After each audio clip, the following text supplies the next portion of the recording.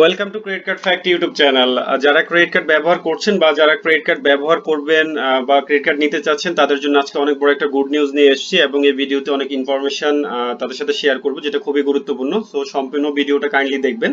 অনেক হয়তো credit card নেওয়ার আগে অনেক কিছু চিন্তা করেছি, যে ক্রেডিট কার্ড অনেকের সাথে কথা বলেছি যে আসলে কোন ব্যাংকের ক্রেডিট কার্ডে ইন্টারেস্ট রেট বেশি হবে এবং কোন ব্যাংকের ক্রেডিট কার্ডে ফিজ এন্ড চার্জ বেশি। এবং আমরা ব্যাংকে কথা বলেছি, আমরা কল সেন্টারে কথা বলেছি, আমরা অনেকভাবে ট্রাই করেছি ইনফরমেশন নেওয়ার জন্য যে আসলে কোন কার্ডটা আপনার জন্য বেটার হবে, বা অনেকে ভয় পাচ্ছিলেন। বাট এখন থেকে আর কোনো ভয়ের কোনো কারণ নেই।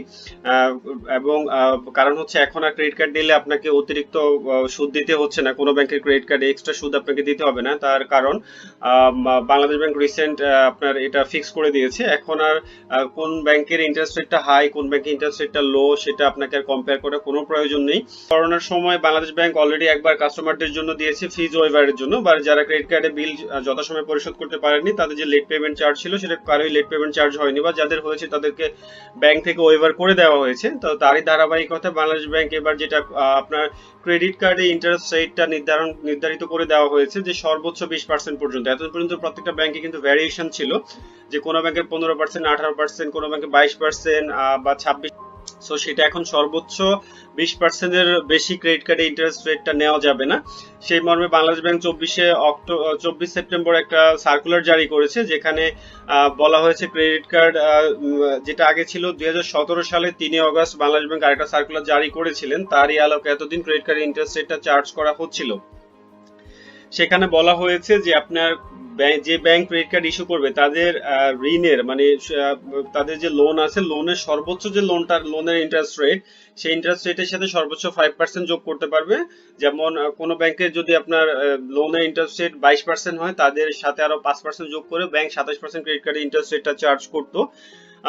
কিন্তু এটার অনেকেই ক্রেডিট কার্ডে যেমন হচ্ছে লোনের ইন্টারেস্ট রেটটা কমানো হয়েছে এপ্রিল মাসের 1 এপ্রিল থেকে, কিন্তু ক্রেডিট কার্ডে ইন্টারেস্ট রেটটা কোনো ব্যাংকই কমায়নি। তো তারই জন্য বাংলাদেশ ব্যাংক এখন এই সার্কুলারটা জারি করেছে। যে এছাড়া আরো কিছু অপশন ছিল, যেমন হচ্ছে ক্রেডিট কার্ডের থেকে আপনি নগদ উত্তোলন 50% এর বেশি নিতে পারবেন না।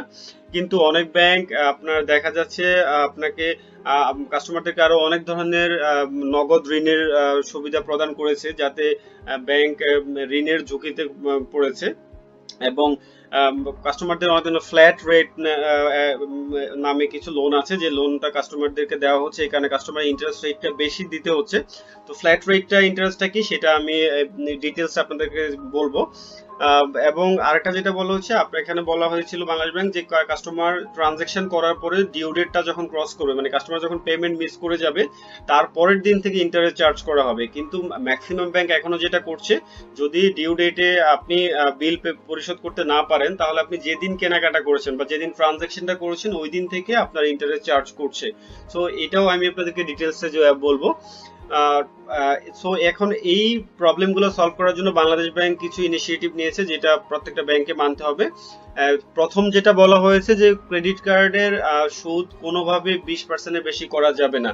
যাদের অলরেডি 20% এর মধ্যে আছে যেসব ব্যাংকের, দ্যাটস গুড। আর যাদের হচ্ছে 20% এর বেশি আছে যেসব ব্যাংকের, বা বাংলাদেশের ম্যাক্সিমাম ব্যাংকে ইন্টারেস্ট রেট 20% এর বেশি ক্রেডিট কার্ডের, সো তাদের অবশ্যই ইন্টারেস্ট রেটটা আপনার 20% এর মধ্যে নিয়ে আসতে হবে।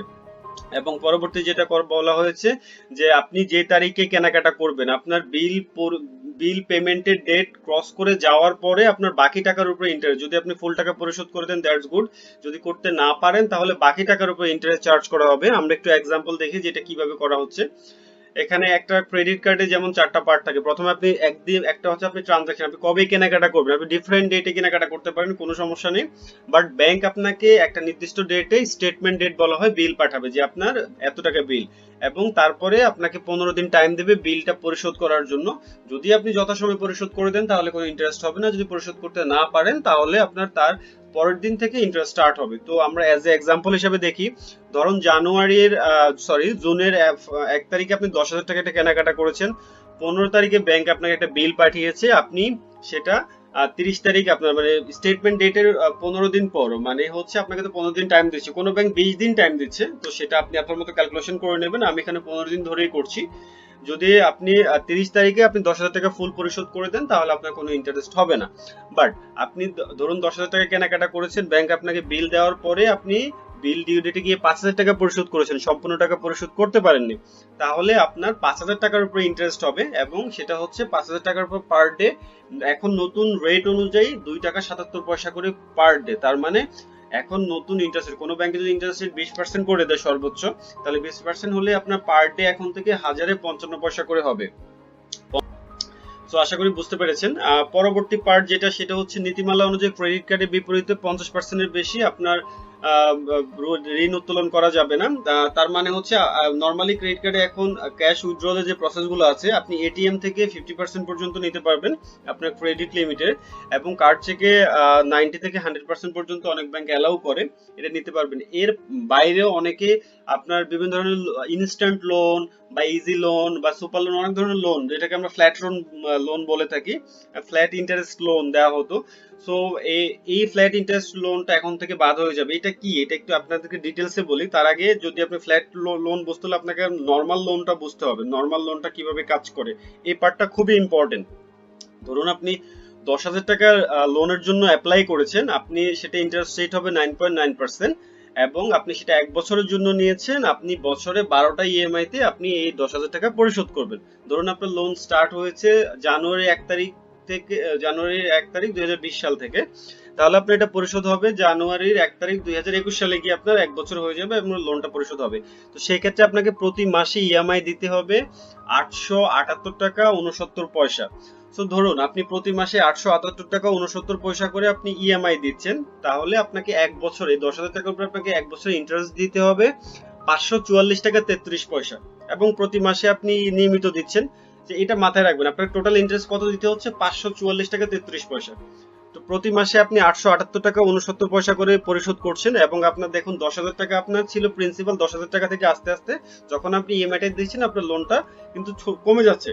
সো নর্মাল লোনে কি করা হয়, প্রথম ধরেন আপনি আপনার প্রথমে ব্যালেন্সটা ছিল 10,000 টাকা, আপনি ব্যাংক থেকে নিয়েছেন, ব্যাংক প্রথমে 10,000 টাকার উপর ইন্টারেস্ট চার্জ করবে, তার পরবর্তীতে করবে হচ্ছে 9,000 টাকার উপরে, 9,203 টাকার উপরে। তার মানে আপনি আস্তে আস্তে আপনি যখন লোনটা পরিশোধ করবেন, শুধুমাত্র প্রিন্সিপাল যে অ্যামাউন্টটা থাকবে তার উপরে ব্যাংক ইন্টারেস্ট চার্জ করবে। এই যে দেখুন আপনার প্রিন্সিপাল প্রতি মাসে যে আপনি 878 টাকা ইএমআই দিচ্ছেন, তার থেকে আপনার প্রিন্সিপাল মানে এই ইএমআই এর মধ্যে আপনার প্রিন্সিপাল অ্যামাউন্ট এবং ইন্টারেস্ট অ্যামাউন্ট দুইটা ইনক্লুডেড থাকে। এবার দেখুন ইন্টারেস্টটা প্রথম ইএমআই তে আপনি ইন্টারেস্ট দিচ্ছেন 82 টাকা 50 পয়সা, তারপরের মান্থে আপনি দিচ্ছেন 75 টাকা 93 পয়সা। তার কারণ হচ্ছে কি, কারণ হচ্ছে আপনি যখন ইএমআই টা দিচ্ছেন আপনার লোনের অ্যামাউন্টটা কমে যাচ্ছে, তো ব্যাংক শুধুমাত্র যে প্রিন্সিপাল অ্যামাউন্টটা বাকি থাকবে তার উপর ইন্টারেস্ট চার্জ করবে। এবার দেখুন সর্বশেষ যে ইএমআইটা থাকে, যেটা আপনি সর্বশেষ ইএমআই দিবেন, সেটা সেখানে মাত্র আপনাকে ইএমআই ইন্টারেস্ট দিতে হচ্ছে 7 টাকা 19 পয়সা। সো এইভাবে ক্যালকুলেট করে আপনাকে 1 বছরে টোটাল 10,000 টাকা নিলে আপনাকে ইন্টারেস্ট দিতে হবে 544 টাকা 33 পয়সা। বাট যদি আপনি সেটা ফ্ল্যাট, যেটা ক্রেডিট কার্ডে ফ্ল্যাট ইন্টারেস্ট রেট ইস্যু করে, সেক্ষেত্রে আপনি যারা এতদিন লোন নিয়েছেন তাদের ইন্টারেস্টটা কিভাবে চার্জ করা হয়েছে, আপনি ধরেন 10,000 টাকা নিয়েছেন, সেটা 1 বছরের জন্য, আপনার 9.9% ইন্টারেস্ট রেট, আপনি প্রতি মাসে আপনাকে ইএমআই দিতে হবে 915 টাকা 83 পয়সা করে প্রতি মাসে। আর বাট আপনি যখন নর্মাল লোনে আপনাকে ইএমআই দিতে হয়েছে 878 টাকা 59 পয়সা করে। তার মানে প্রতি ইএমআই তে আপনি কত বেশি দিচ্ছেন সেটা আপনি ক্যালকুলেট করে নেবেন। সো এখানে হচ্ছে যেটা বলা হচ্ছে যে আপনি প্রতি মাসে আপনাকে ইন্টারেস্ট হিসাবে, মানে আপনার ফ্ল্যাট লোনের ক্ষেত্রে একটাই যে আপনি ইন্টারেস্ট রেটটা সেম থাকবে, যেমন আমি দেখিয়েছিলাম তার আগে যে সর্বশেষ ইএমআই তে আপনাকে নরমাল লোনে দিতে হবে কত, 7 টাকা ইন্টারেস্ট, বাট আপনাকে এই ফ্ল্যাট লোনের ক্ষেত্রে শুরুতেও দিতে হবে ইন্টারেস্ট 82 টাকা 50 পয়সা, এবং শেষের ইএমআইটাও সেম থাকবে। ধরুন আপনি যদি 12 মাসের জন্য না নিয়ে আপনি যদি 24 মাসের জন্য নেন, তাও আপনার ইন্টারেস্ট রেটটা সেম থাকবে, মানে এখানে কোনো ভ্যারিয়েশন নেই। যে কারণে ফ্ল্যাট রেটটা যদি হয় তাহলে আপনাকে কত টাকা বেশি দিতে হচ্ছে আমি সেটা বলছি। এবার ধরুন আপনি ফ্ল্যাট রেট ইন্টারেস্ট রেটে আপনাকে 10,000 টাকার উপর 9.9% যদি হয় 990 টাকা, যেটা নর্মাল লোনে হচ্ছে 544 টাকা 33 পয়সা। 1 বছরে 10,000 টাকা যদি আপনি লোন নেন, 1 বছরে আপনাকে 544 টাকা 33 পয়সা ইন্টারেস্ট দিতে হবে। তাহলে আপনি যদি ক্রেডিট কার্ডের ফ্ল্যাট ইন্টারেস্ট রেট সিস্টেমে আপনি যদি নেন, তাহলে আপনাকে দিতে হবে 990 টাকা ইন্টারেস্ট।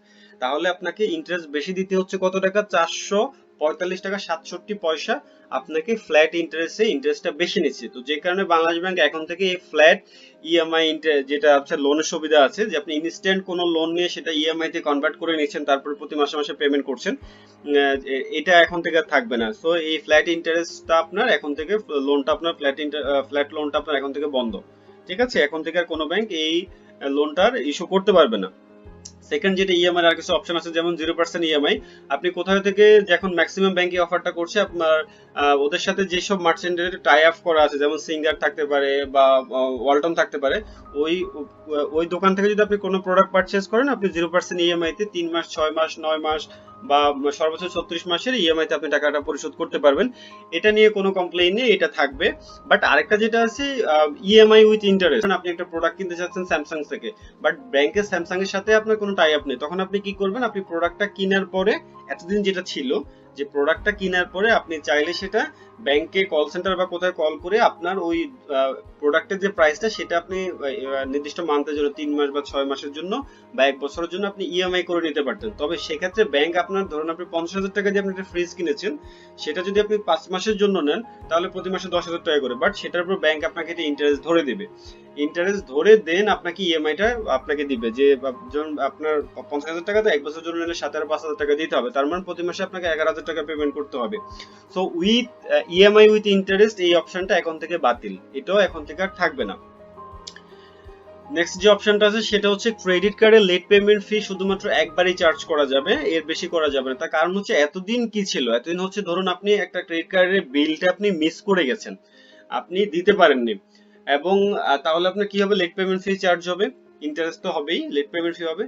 এবার পরের মাসে আপনি কি আবারও দিতে পারেননি, তাহলে আপনার আবার লেট ফি হবে। তারপরের মাসে আপনি আবার দিতে পারেননি, তাহলে আপনার আবারও লেট ফি হবে। এটা এখনকার সিস্টেম। বাট নতুন যে সিস্টেম আসবে সেটাতে হচ্ছে শুধুমাত্র আপনি একবার, আর ধরুন আপনি এই মাসে আপনার যে ক্রেডিট কার্ডের বিলটা ছিল সেটা আপনি পরিশোধ করতে পারেননি, তাহলে আপনার লেট পেমেন্ট ফি চার্জ হবে। বাট এর পরের মান্থ থেকে আপনি আর যত মাসেই টাকাটা পরিশোধ না করবেন আপনার লেট পেমেন্ট ফি দিতে হবে না। এবং মিনিমাম, যদি আপনি মিনিমাম ডিউটা মিস করলেই তো নরমাল লেট পেমেন্ট ফি হয়, মিনিমাম ফুল পেমেন্ট দিলে তো হবেই না, মিনিমাম ডিউ দিলেও হবে না। বাট যদি না দেন তাহলে লেট পেমেন্ট ফি শুধুমাত্র একবার হবে। বাট প্রেজেন্ট সিস্টেমে কিন্তু কোনো ব্যাংক একটা 5 মাস যদি পর্যন্ত যদি না দেন তাহলে কন্টিনিউ 5 মাসে লেট ফি চার্জ করবে। সো কোনো ব্যাংক তার সাথে বেশিও করে। সো এখন থেকে এই সিস্টেমটা থাকবে না, তার মানে আপনি ডিউ টাইমে পরিশোধ না করতে পারলে আপনার লেট পেমেন্ট ফি শুধুমাত্র একবারই চার্জ করবে ব্যাংক। আদার্স যে অপশনগুলো আছে ব্যাংকের, সেগুলো সবগুলো অপরিবর্তিত থাকবে, সেগুলো নিয়ে কোনো কমপ্লেইন নেই। এই নির্দেশনা অক্টোবরের 1 তারিখ থেকে, আজকে হচ্ছে সেপ্টেম্বর, অক্টোবরের মানে হচ্ছে যে নেক্সট মান্থের 1 তারিখ থেকে সব ব্যাংকে কার্যকর করা হবে। সো এটা অবশ্যই যারা কাস্টমার আছে তাদের জন্য খুবই গুড নিউজ হবে আমাদের জন্য। তো হোপফুলি ভিডিওটা আপনাদের সবার ভালো লেগেছে। তারপর আপনার যদি কোনো কনফিউশন থাকে, কোনো প্রশ্ন থাকে, অবশ্যই আমাকে কমেন্ট সেকশনে জানাবেন, আমি চেষ্টা করবো উত্তর দেওয়ার জন্য। তো সবাই ভালো থাকবেন, ধন্যবাদ সবাইকে।